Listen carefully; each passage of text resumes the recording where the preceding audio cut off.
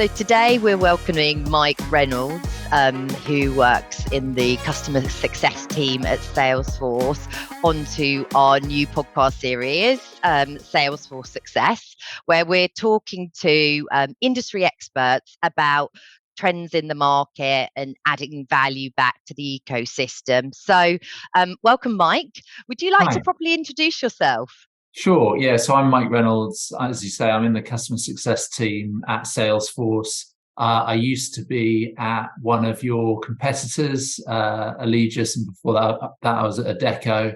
I'm a 4-star ranger on Trailhead, which some people might know what it is, some people won't.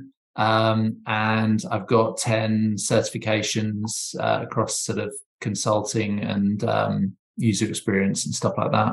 Amazing. So I think today we want to sort of drill down into kind of retaining Salesforce talent. So talking a bit more around your sort of top tips.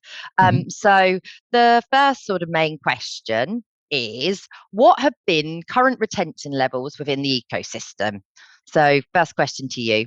Yeah, retention levels in the ecosystem. My impression is once somebody's in the ecosystem, they tend to stay there because there's a lot of growth within the Salesforce ecosystem, and there's lots of progression, so they can go from an admin through to a consultant into different clouds. So once someone's in the ecosystem, they tend to stay, but it's whether they actually stay with a particular employer or move on. Okay. And so which skill sets do you think are hardest to retain currently? Perhaps give us your top 3. Yeah, so I would say the top ones that are difficult to retain are probably architects of various kinds and developers, partly because they're in high demand, partly because they're paid quite a lot, and partly because they'll tend to move around depending on what the need is from different customers. So you'll have a customer that has a particular project going on, then that drops away and they've got another opportunity elsewhere. Okay. And do you think that's aligned to kind of any sort of verticals in particular within Salesforce itself? Any verticals? I can't think of any particular verticals that would be aligned to per se. No. I mean, one of the big verticals has always been financial services. Some of the big banks really drive a lot of demand. They're quite mature, a number of them, in the way that they use Salesforce. They have high expectations of what their admins, developers, architects will do within their own organization. Okay, that all makes sense. And what would you say are the costs to kind of teams and projects, etc., when you're losing Salesforce talent, especially if attrition rates could say go below or above, 20% year on year, etc.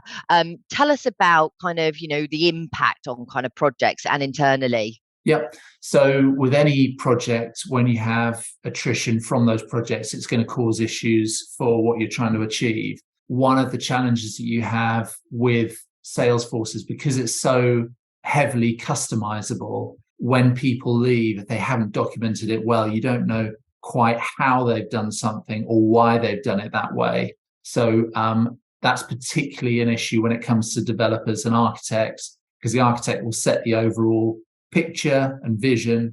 They'll have made decisions to do things a certain way for particular reasons. And similarly, the developers can get really heavy on the code side. And if they put a lot of programmatic spaghetti wiring into the org, then it can be quite difficult to unpick.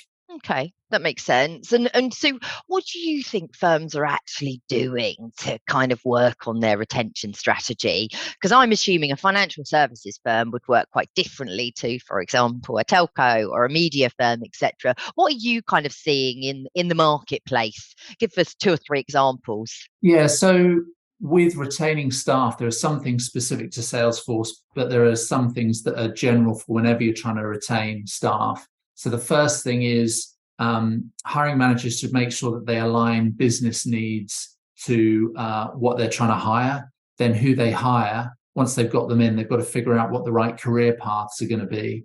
So along those career paths, a good resource is from Salesforce Ben. They do a really good infographic that shows how somebody can go from an admin to a BA to a developer. They might take the architect path. So giving employees a career path to work towards is going to make a massive difference to how they retain talent. But the thing is, if you've got a good retention strategy in place, that can be a really good attraction strategy as well. So good hiring managers will work carefully on their job description to get the terminology that will attract Salesforce talent to their organization. And as part of the interview, they should be using some of those aspects of how they're going to develop this person to entice them into the organization, and then make sure that they can keep hold of them. Absolutely, absolutely. And within sort of Salesforce itself, what would you say that you did, for example, to retain talent? Well, I've got a story about when I was looking for a Salesforce job. So I actually spoke to your colleague, and I was looking to go into a Salesforce consultant role. And he emphasized the importance of getting certain Salesforce certifications under my belt in order to be a credible candidate in the market. And that was really good advice. So there's obviously the certifications within Trailhead. You've got the free learning materials, super badges, there's paid training as well. So hiring managers should be looking to get budget and apportion that to their employees to make sure that they can develop them and keep them retained in the business.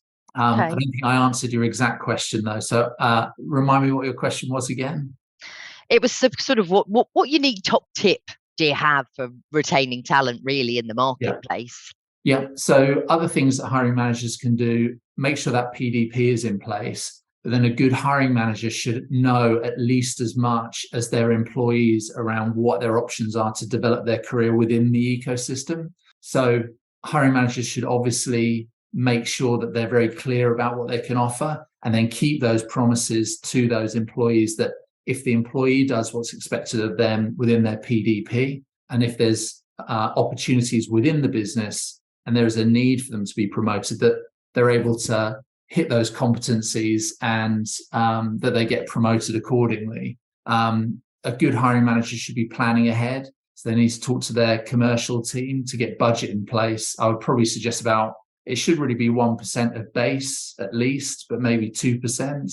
So if you've got somebody on 50 grand, I think it's reasonable that you're willing to spend 500 quid or £1,000 on training or certification exams, those kinds of things. So those would be my top tips. Brilliant. And what kind of thing do you think around flexibility in the workplace? I know that, some clients are trying to get candidates or employees back 4 days a week. Some are better working together, etc., in the office.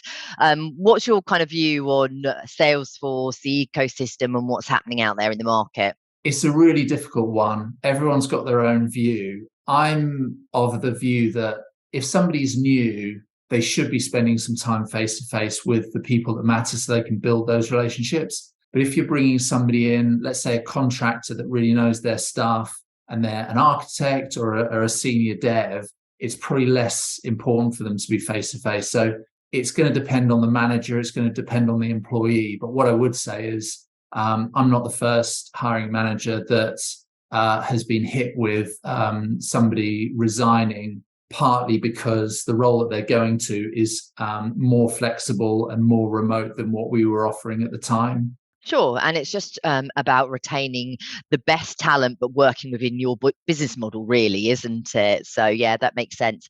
Any final top tips before we close off for today? I would probably say that once you've got your budgets in place and some career paths, you should be trying to build a culture and a community where different employees can support one another on their learning journey.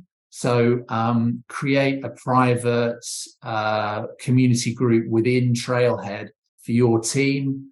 Congratulate people when they pass a certification or they go up a rank.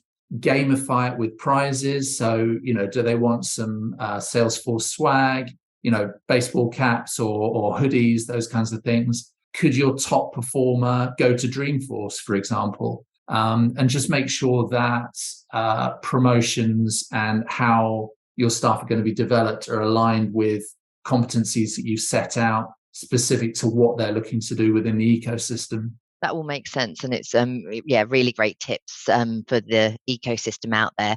Really appreciate your time today, and I'll look forward to speaking with you soon. Many Great. thanks, Mike. Thanks very much. Cheers.